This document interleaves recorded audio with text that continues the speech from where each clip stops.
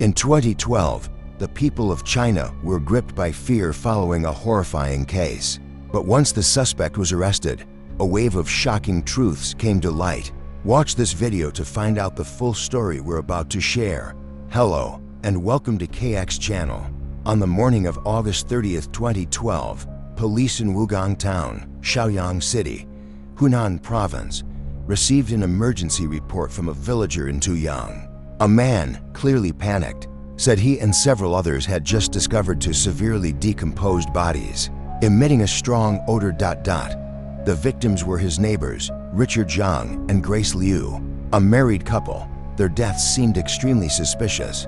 With multiple visible wounds on their bodies, the house appeared to have been ransacked, as if someone had searched for something inside. The man who made the report, David Wang, recounted everything to the police in a shaky voice. Realizing the seriousness of the situation, authorities immediately sent officers to the scene. Upon arrival, Wang gave further details. The day before, on August 29th, he had received a sudden call from Emily Zhang, the couple's adopted daughter who was working in Guizhou province. Emily said she hadn't been able to reach her parents in several days and asked Wang to stop by and check on them. Agreeing to help, Wang first went around noon. The front door was closed, and assuming they were out, he left. But at 8 p.m., he returned again. The couple's house was isolated, with a narrow and poorly lit entrance. Seeing no lights inside, he didn't go close. In front of the house was a small plot of land the couple had lent to Wang to grow sesame, mainly to prevent weeds. Early the next morning, Wang came by to harvest. From the time he arrived until late morning, he saw no one come out. But every time the wind blew, a terrible smell drifted toward him from the house, so strong that he could hardly stand it. Worried, he walked up to the house and noticed a dark red stain on the lock, possibly dried blood. The window was slightly open. He opened it, stood on a chair, and looked carefully inside. The living room was in complete disarray. Overturned chairs, shattered glass, and more dark red stains similar to the one on the door. The stench from inside was so overpowering that Wang had to breathe through his mouth. Not knowing what to do, he ran to get a neighbor. After discussing, they decided to break down the door. In the bedroom, they found Richard Zhang and Grace Liu lying motionless, their bodies covered in multiple wounds. The bodies were found in a swollen and bruised state, suggesting they had been dead for several days. After the forensic team completed their examination, they concluded that both victims died from attacks involving sharp weapons. The fatal wounds were located on the left side of the chest. Based on the shape and size of the wounds, police believed the murder weapon was likely a sharp knife. According to the findings, Richard Zhang sustained 17 wounds, mostly concentrated in a single area. Grace Liu had 14 injuries, including one deep stab to the left side of her chest, while the rest were scattered across both cheeks. Both were found lying neatly on the bed in an undisturbed posture. Despite a thorough investigation, no foreign fingerprints were found on the victims or on the drawers that had clearly been searched. This strongly indicated that the killers had worn gloves, pointing to a premeditated act rather than a spontaneous one. The room had been ransacked, and no cash, jewelry, or other valuables could be found. Emily Zhang, the adopted daughter, explained that her parents were extremely frugal. After years of hard work, they had managed to save a significant amount of money, but kept it at home instead of depositing it in a bank. Due to their mistrust of financial procedures, that money was now gone, likely stolen. Neighbors reported that Richard Zhang worked as a carpenter at a factory nearly 10 kilometers away and usually stayed there during lunchtime. Meanwhile, Grace Liu handled most of the farm work and occasionally visited neighbors for friendly chats. People in the village described them as humble and polite, with no vices or known conflicts. Given the ransacked condition of the house and the missing valuables, police concluded the motive was robbery. But this raised a new question: why would the killers target an elderly couple who never appeared wealthy? Investigators considered several possibilities. First, the house was in a remote area, far from the main road, an ideal location for a crime without witnesses. Second, the couple had never flaunted their savings, They lived modestly and continued to work daily. If the attack was pre-planned, why not choose a richer target? This led to a theory that the killers might have known the victims personally and knew they had hidden cash. Evidence from the scene supported this theory. Apart from the main entrance, which had been forced open, all other doors and windows remained intact.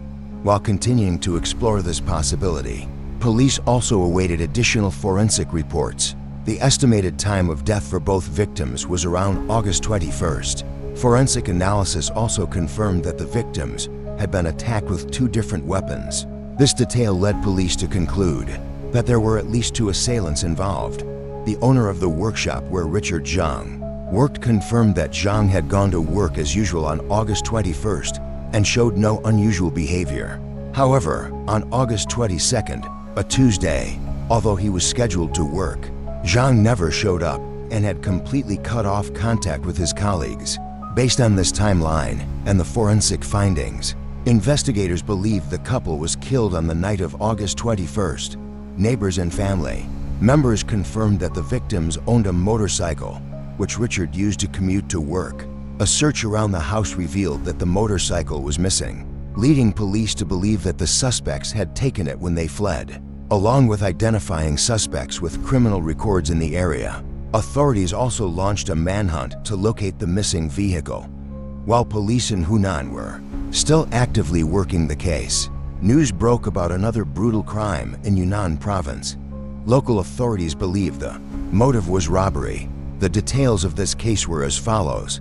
On August 30th, 2012, at a small hotel named Donghong in Fuyuan County, Yunnan, Irene Liu, the hotel manager, returned in the afternoon after being busy all day. As she walked up to the second floor, she saw 2 young men who looked panicked, as if they had just done something suspicious. Acting on instinct, she stopped them and asked what was going on. The 2 claimed they were just there to look for someone. Although a bit concerned, Irene let them go, but soon after, she noticed the rooms on the second floor were in complete disarray. Feeling uneasy, she rushed upstairs to the 3rd floor and called out for her daughter-in-law, Anna Wu, but received no response. She noticed all the doors were open, except for room 301, which was tightly shut. Normally, Anna would be cleaning at that hour. Irene felt a sense of dread. She pushed open the door and was horrified by what she saw. Anna Wu, who was pregnant, was lying in a pool of blood. Beside her was her 2-year-old daughter, also motionless. Panicking, Irene ran downstairs, but the 2 men she had seen earlier were already gone. Police and forensic teams arrived shortly after she called for help. They confirmed that Anna Wu had died from multiple deep wounds caused by a sharp object. However, there were no signs of assault. Her young daughter had died from mechanical asphyxiation. There were no other physical injuries. Irene Liu confirmed that all cash and valuables from the hotel had been taken. Police ruled it as a robbery-motivated double homicide. This case occurred in a small town in Fuyuan County, Yunnan, near the border with Guizhou province. The town had always been relatively safe, and the brutal murder of a pregnant woman and a 2-year-old girl left the locals in shock. According to Irene Liu's recollection, she remembered that the night before, 2 young men had checked into the hotel, one wearing a blue shirt, the other in yellow. They were the same 2 men who had looked suspicious earlier that day. Thanks to Irene's description, police traced the check-in records from the previous night. A total of 8 people had checked in. 6 of them checked out early in the morning, only to had not Liu Qingnan and Duong Xiaodong, both from Qingping Village, Dehe Town, Fuyuan County. They had not completed the checkout process and were nowhere to be found. When the system cross-checked their information, police discovered that neither of their names appeared in any official database. It was clear the 2 had used false identities, an obvious attempt to cover something up.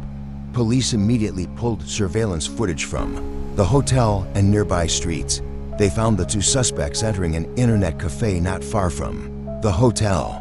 In the footage, both were carrying a bag when entering, but when leaving, they no longer had it. Officers rushed to the cafe and found the bag abandoned in the restroom. Inside were clothes and a pair of shoes. The soles of the shoes had visible bloodstains. Forensic tests later confirmed the blood matched that of Anna Wu. Irene Liu also identified the clothes as the same ones worn by the men she had seen earlier. After reviewing the footage several times, police were able to identify some clear physical features of the suspects. Soon after, someone reported discovering a bag at a local scrapyard. Inside were a knife and a bank card. Police sealed the scene and sent the knife for testing. The card was registered to Sophie Tang, a resident of Changping Village, Dehe Town, Fuyuan County. Investigators quickly traveled to her village to locate her, but her house was locked and no one answered. Suspecting foul play, they obtained a search warrant and entered. Inside, they found Sophie Tang deceased, with multiple sharp force injuries. The way she had been killed was eerily similar to the earlier hotel case. Police began to suspect that the two cases were connected, possibly committed by the same individuals. Forensic testing later confirmed that the DNA on the knife found at the scrapyard matched Sophie Tang's. People were stunned. In just a short period, several serious crimes had occurred in one region. Pressure mounted on police. If they didn't catch the suspects soon, more innocent lives might be in danger. The case quickly attracted the attention of police across nearby districts and cities. With the cooperation of multiple departments, an intensive search was launched, especially at bus stations, train terminals, and hotels. Eventually, there was a breakthrough. At the Fuyuan County bus station, surveillance footage from August 30th showed a young man in a blue shirt buying a ticket. A few minutes later, another young man in white clothes and glasses appeared. After comparing this footage with earlier evidence, police believed these were the suspects. At the same time, authorities found a mobile phone in a black duffel bag left in a restroom at the bus terminal. The phone was registered to Kevin Liu, a resident of Wugang Town, Shaoyang City, Hunan Province. Upon comparing facial images, investigators found that Kevin Liu closely resembled one of the suspects. He was immediately identified as the primary target. On September 6th, after many days of tracking, investigators finally arrested Kevin.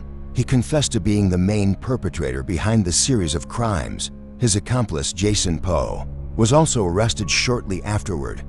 Kevin Liu was originally from Bay Village, Wugang Town, Shaoyang. Though he had grown up in an abusive environment, many who knew him described him as the most promising among his siblings. Jason Po, also from Wugang, lived in Fushun Village. Like Kevin, he had a rough upbringing and lacked parental love. As his parents were often away working, both were quiet and introverted, rarely expressing emotions. After finishing middle school, they were accepted into a prestigious private high school in town. The tuition was high, nearly double that of public schools. Despite his family's expectations, Jason didn't focus on studying. He often skipped class, got poor grades, and broke school rules. Eventually, he was expelled because the school was far from home. He stayed in the dormitory where he met Kevin by chance. At first, they didn't get along, but over time, they grew close due to their similar personalities and shared sense of alienation.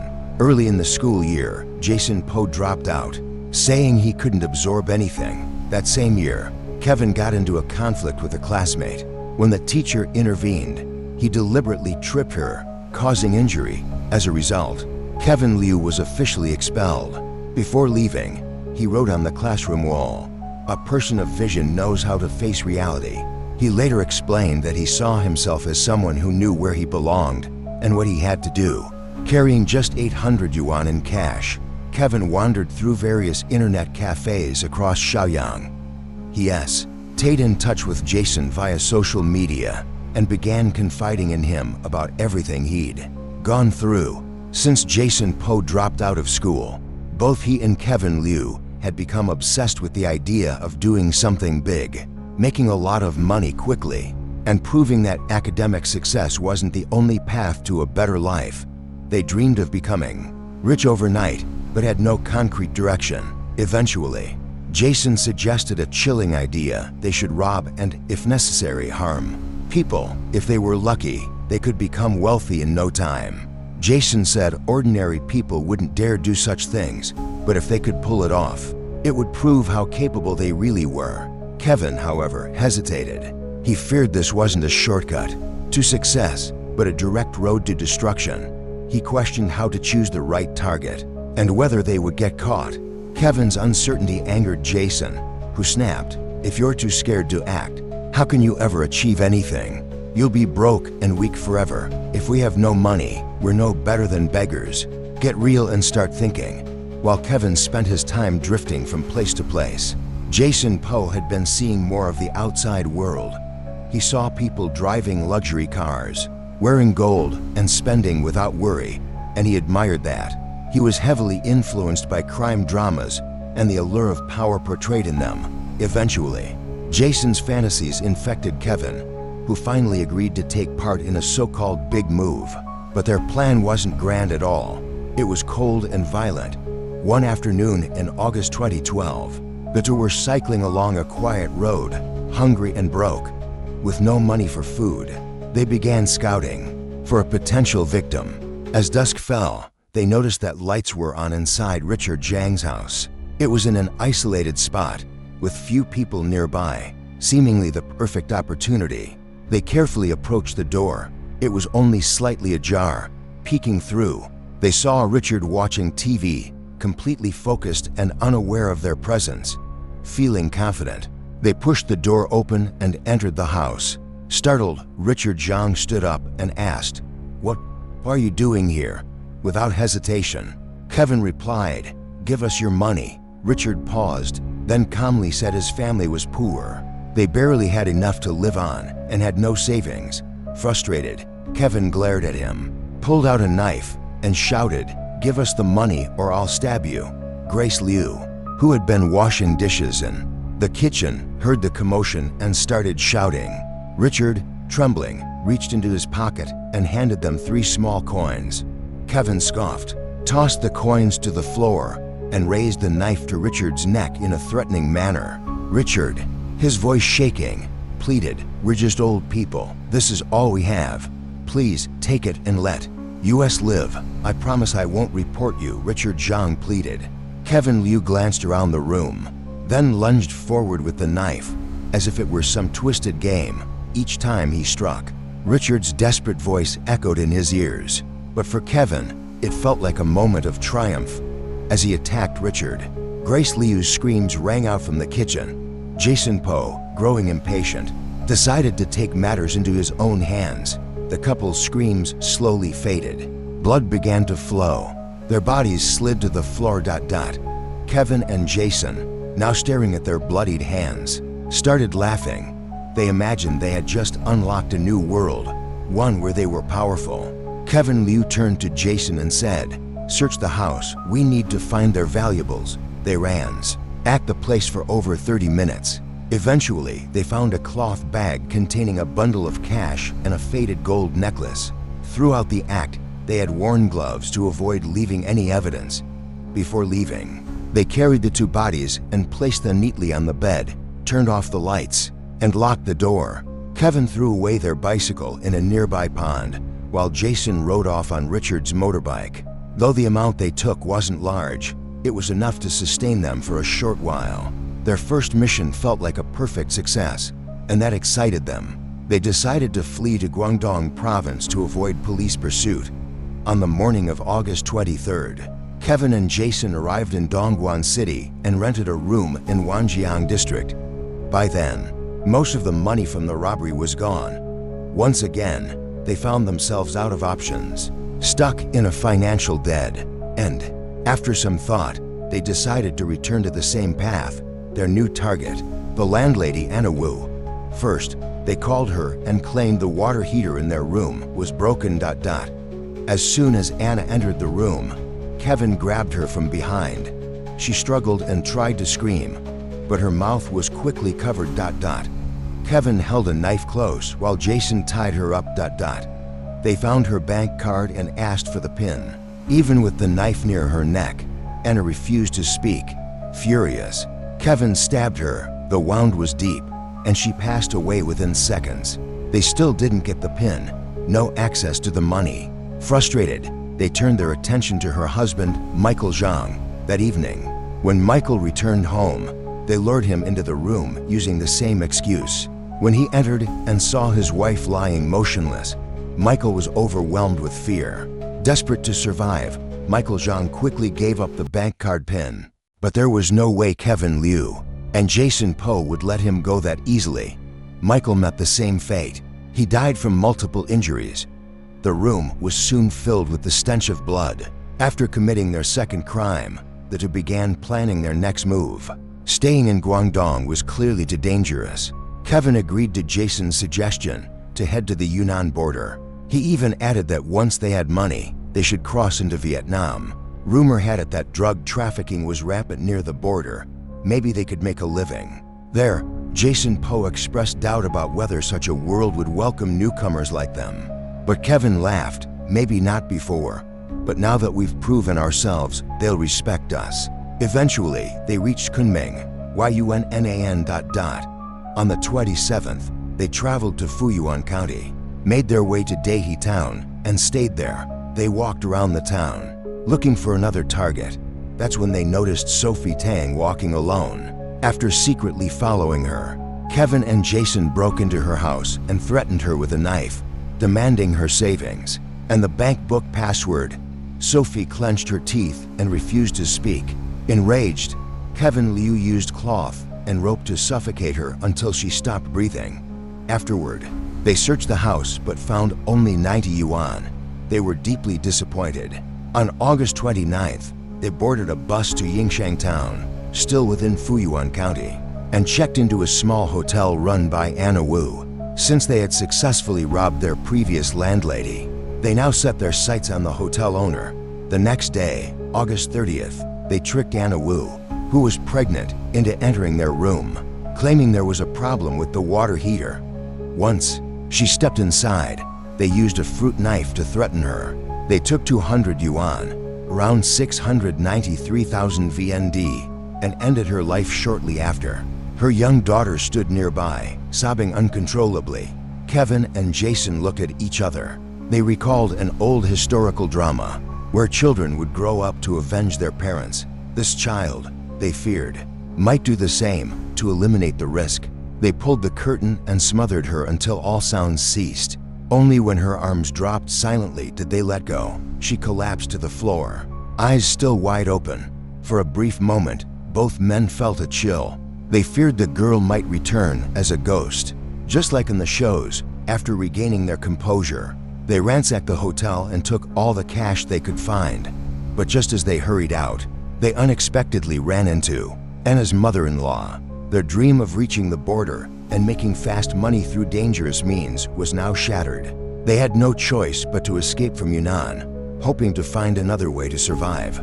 Despite police interrogation, both Kevin Liu and Jason Po showed no remorse for what they had done. There was no trace of guilt or sympathy for the victims. To them, everything they had done seemed completely normal.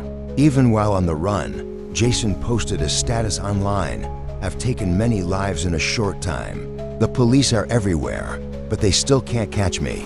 Looks like I need to keep going, keep taking lives." Once their motives were confirmed, both were detained pending trial. The suspects' parents were in shock. They couldn't believe their quiet sons had committed such horrifying acts. During the trial at Qujing Intermediate People's Court, the verdict was announced. Kevin Liu and Jason Po were convicted of intentional homicide and robbery. Their crimes were described as brutal and highly damaging to society. Kevin Liu was sentenced to death, while Jason Po, being under 18, received life imprisonment. The court also ordered the legal guardians of both to pay compensation to the victims' families, totaling to 150,000 yuan, about 687 million VND. At that moment, Kevin finally showed fear. He mumbled, "I don't want to die. I'm scared. I'm not a real man." After the first instance ruling, he filed an appeal seeking leniency, but no one supported it. The methods they used were too cruel. Richard Zhang had been killed on his birthday. The words "wishing you a long life, Dad," from his adopted daughter suddenly became meaningless. The candle was never lit. The cake was never cut. These details brought unbearable sorrow. Anna Wu and her husband had just finished building their rental property. Before they could collect any rent, they were gone. Sophie Tang's children often left messages on the wall where her dried blood once remained. Anna's 2-year-old daughter, too young to understand the world, was suffocated to death. Her husband lost both his wife and daughter in one night, all due to the reckless thoughts and actions of 2 young criminals. During the second trial held by the Yunnan High Court, the original sentence from the Intermediate Court was upheld and approved by the Supreme People's Court. Under the Supreme Court's order, Kevin Liu was executed by firing squad. "Only death will wake me up," he repeatedly said in his final days. He often fantasized that all of it had just been a dream, that he still had a bright future ahead, not a prison cell. In his final days, Kevin saw his parents during a prison visit. He slapped himself over and over again. Watching her son, his mother, Susan Dang, burst into tears and said, "It's my fault. I shouldn't have hit you. If I could, I would die in your place. But now it's too late. Everything is too late." In his final letter of remorse, Kevin Liu wrote a man should take responsibility for his actions and accept the punishment of the law. "If the law allows me to live, I promise to repay the victims' families little by little. If it demands my death, I will accept that too. I just want to do something meaningful before I go, perhaps donate my organs to those who need them. I've never done anything good in my life, but after I die, my organs will still remain. In a way, my life can go on." In February 2015, Kevin Liu was executed by firing squad. Jason Poe, meanwhile, will spend the rest of his life confined in prison, burdened by guilt. After hearing the final verdict, Kevin still struggled to accept reality. During a media interview, he finally broke down in front of the camera and cried, "Sir, I'm scared. I don't want to die so young." Kevin's late awakening brought a heavy emotional weight to many who followed the case. At the time in China, juvenile crimes were increasing in both frequency and severity. Young offenders needed not only protection, but proper education and guidance. This case became a serious warning to all parents to pay closer attention to their children. Excessive or premature exposure to the internet can bring harmful consequences. What do you think about today's case? Let us know your thoughts in the comments. Thank you for watching today's video. Don't forget to like and subscribe to KX channel for more true crime stories from around the world.